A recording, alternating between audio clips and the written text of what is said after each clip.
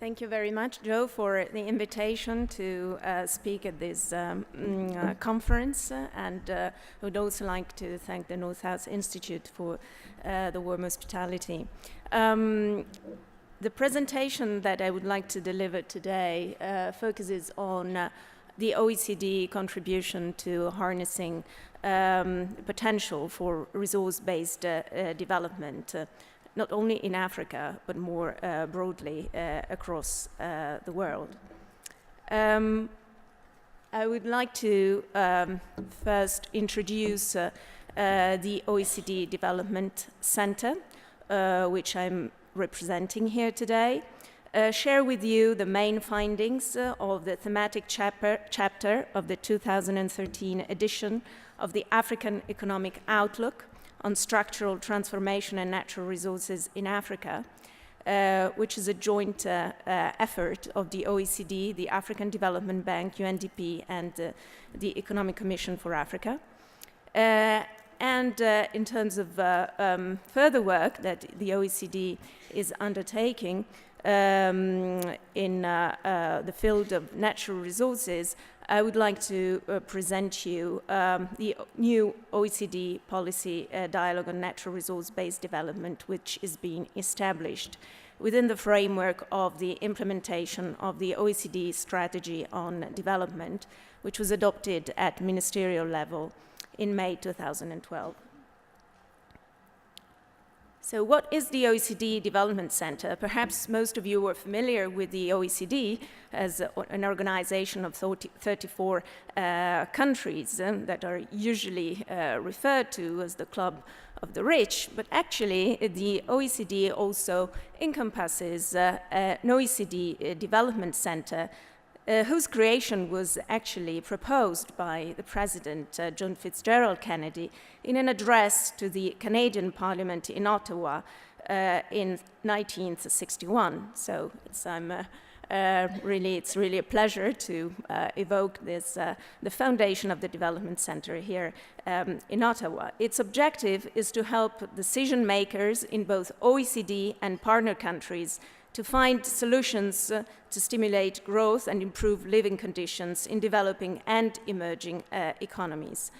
The OECD Development Center is a unique place within the OECD and in the international community, since it comprises 41 member countries and also involves in its work international organizations such as the World Bank, the African Development Bank, and the International Monetary Fund, who are all observers in the governing board of the Development Center.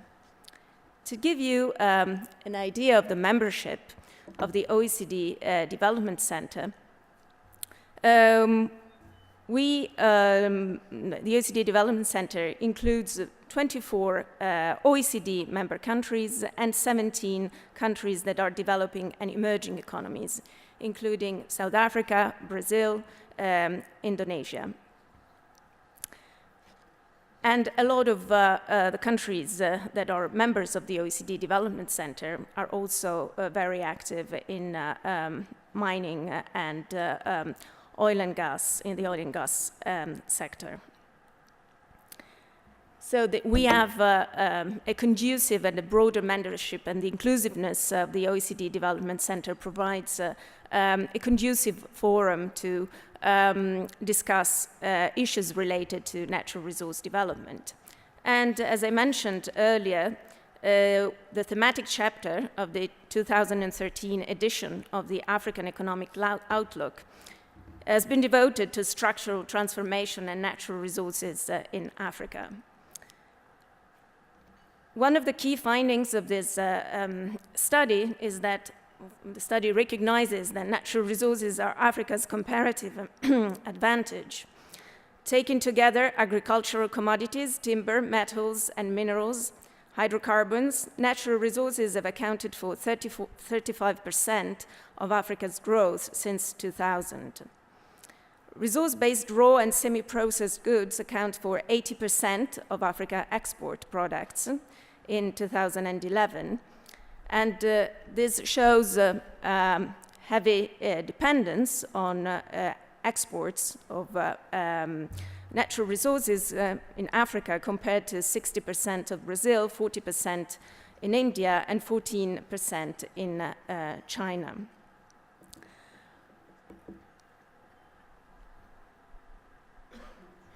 The improving conditions in terms of trade and the reversal of past policies have led to recent revival of the primary sector, contributing to growth and structural change.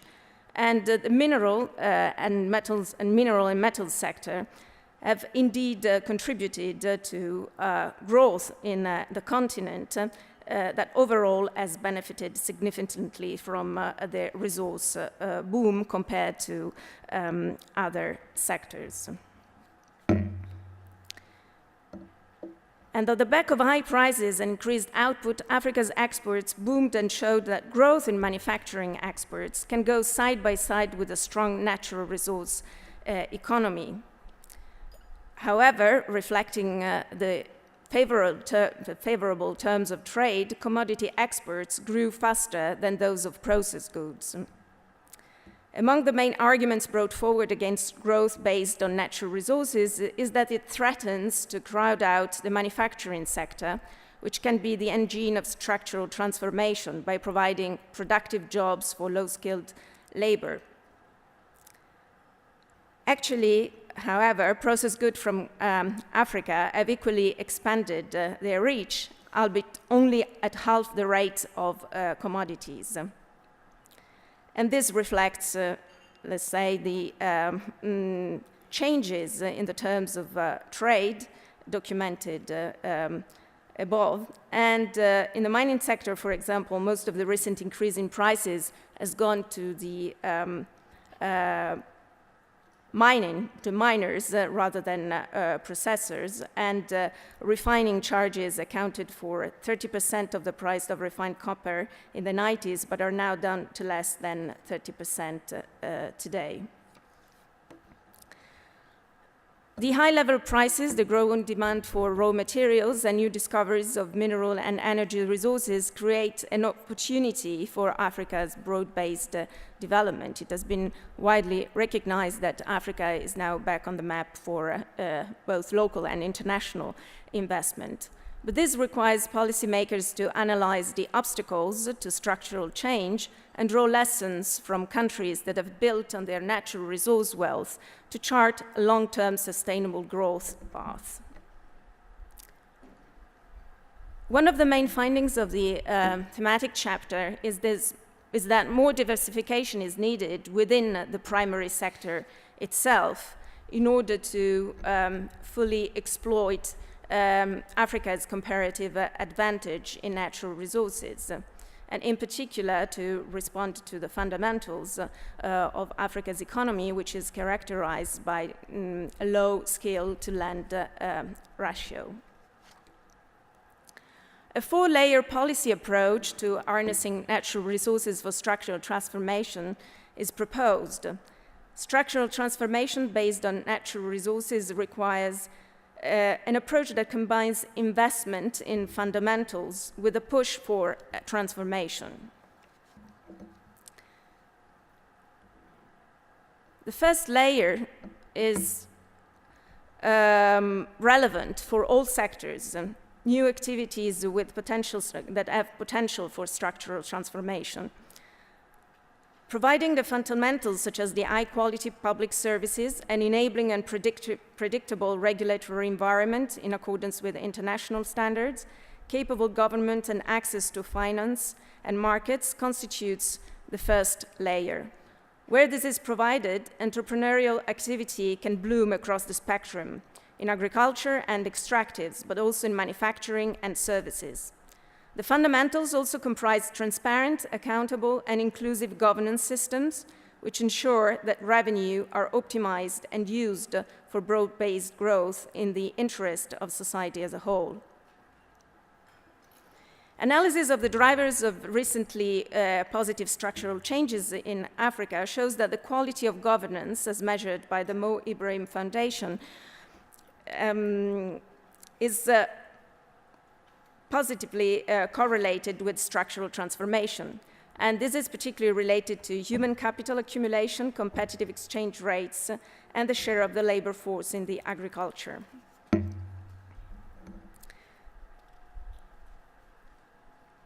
Layer 2 is focused on providing a specific environment for the natural resource sector to flourish.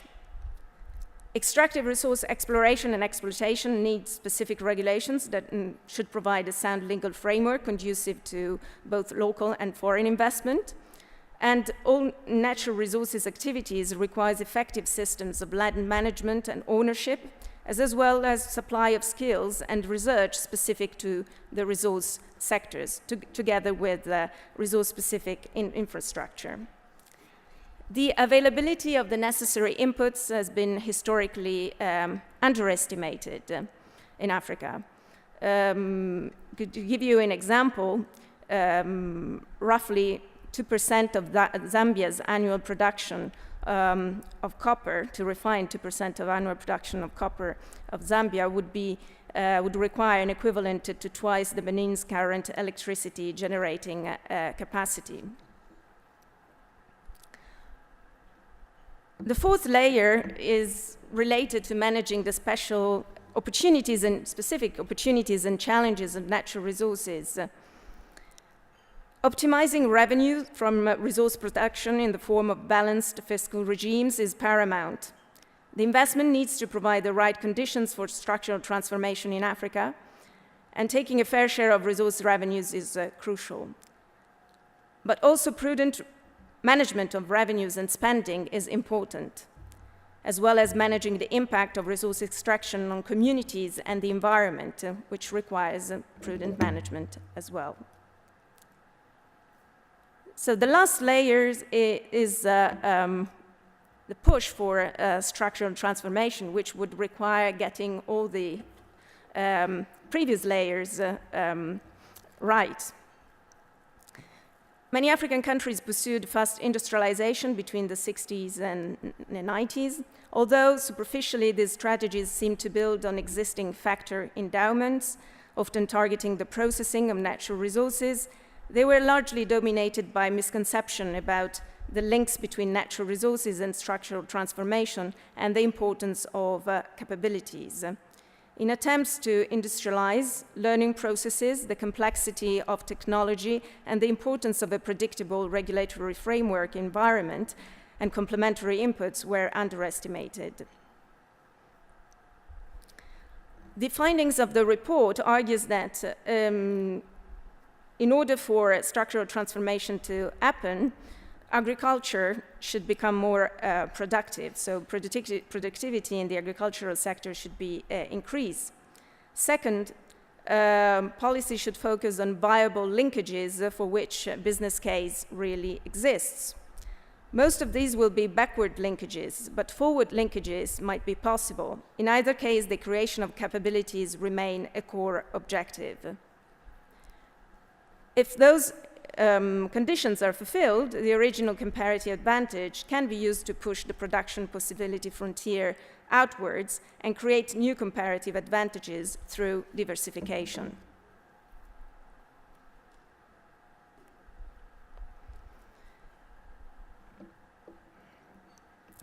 As the Minister of Finance mentioned, the resource economy can fuel the development of internationally competitive supplier industries.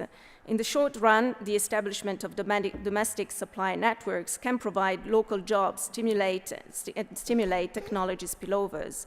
In the long run, they can lead to local capacity and expertise, which can result in supplier industries that are competitive internationally, as demonstrated by experiences from Australia and South Africa. However, catching up on technologies, competitiveness, and skills are the biggest hurdles. Therefore, diversification via backward linkages might be easier to realize for developing countries than setting up downstream industries. Chiefly because of international competition and the complex technology and economies of scale by which resource processing is often characterized, the establishment of downstream linkages has proven challenging for developing economies. So against this backdrop, this analysis, what could be the OECD contribution to harnessing natural resource potential for broad-based development and inclusive growth? The OECD Development Center is leading efforts to establish a policy dialogue on natural resource-based development, which is aimed at identifying under what conditions and how natural resources can play a transformative role and have a multiplier effect on the economy of resource-rich countries. The OECD is targeting 15 to 20 OECD and partner resource-rich countries that will participate in this policy dialogue on an equal footing. The policy dialogue would address thematic areas that may include how to enhance transparency and accountability, optimize revenue collection while ensuring an adequate rate of return on investments, promote diversification, foster appropriate and effective use of resource revenues for broad-based development, integrate the extractive sector into the broader economy by harnessing sector-specific opportunities to support resource-linked development, including issues of local content and value addition. This also includes maximizing the positive contribution that the private sector can make to the development of the local economy, for example, through public-private partnerships that support long-term development objectives while preserving the host country's abilities to attract investment. How this will be done? Well, first of all, it is, of course, proposed that the OECD should leverage its competitive advantage, which is to build capacity in policy making through peer learning and peer review methodologies. The OECD is well placed to serve as a central hub to keep track of good international practices, understand their context, and draw lessons. The approach that is proposed is to facilitate the search of common ground among participating countries on areas of shared interest for the identification of common challenges and issues that the countries themselves would like to see addressed, and also foster mutual understandings on countries' objectives, opportunities, and constraints, and foster learning from successful experiences and mistakes while contributing to facilitate convergence of efforts, making the most of existing initiatives. One of the possible intermediary and output and ultimate outputs of this exercise may include the undertaking of thematic peer reviews at country level and comparative analysis that could eventually lead to operational frameworks in selected thematic areas. The expected benefit of this exercise are an enhanced common understanding of challenges faced by participating countries, as well as building common ground on workable approaches through peer learning and experience sharing. There is wide room for cross-fertilization of practices among resource-rich economies. Also, another expected benefit is to enable participating countries to design policies in line with their specific priorities and objectives, and improve resource-rich countries' ability to receive an enhanced share of revenues and use them to best promote broad-based development. Also, the OECD is well placed to facilitate the coordination with the private sector and the design of win-win situations to achieve mutually beneficial outcomes, including through market-driven processes. And as an example of a successful precedent in designing win-win situations, I would like to mention one OECD instrument that is particularly relevant for the extractive sector, which was adopted at ministerial level in 2011 as an OECD Council recommendation, which is the OECD Guidance for Responsible Supply Chains of Minerals from Conflict-Affected and High-Risk Areas. This instrument is sector-specific and builds on the OECD guidelines for multinational enterprises, and where implemented, on the ground, it has shown how OECD instruments could be used to drive transformational change and development. It is estimated that in 600 mine sites in the DRC and Rwanda, industry programs that have implemented the guidance have enabled some 45,000 artisanal miners to bring their minerals to legitimate markets. And the UN group of experts on the DRC has also reported that the private sector due diligence efforts in the DRC and Rwanda have resulted in increased government revenues, improved government capacity to monitor the mineral sector, and produce reliable data on mineral extraction and trade.